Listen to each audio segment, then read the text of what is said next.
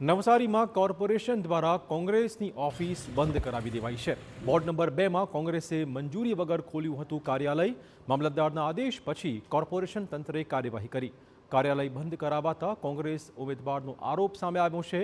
ખાનગી માલિકીની જગ્યામાં પરમિશનની કોઈ જરૂર નથી, આ દાવો કર્યો છે વિપુલ મકવાણાએ। જરૂર ન હોવા છતાં અમે પરમિશન લઈને કાર્યાલય ખોલ્યું હતું। ભાજપના ઇશારે તંત્ર કોંગ્રેસ વિરુદ્ધની આ કાર્યવાહી કરતું હોવાનો દાવો તેમણે કર્યો હતો।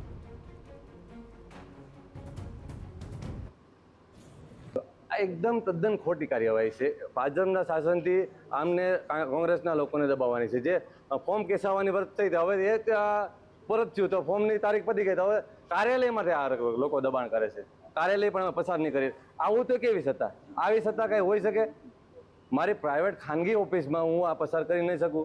મને બતાવો એવો કોઈ લેખિત હુકમ છે? ઓલરેડી મેં પરમિશન લીધેલી જ છે।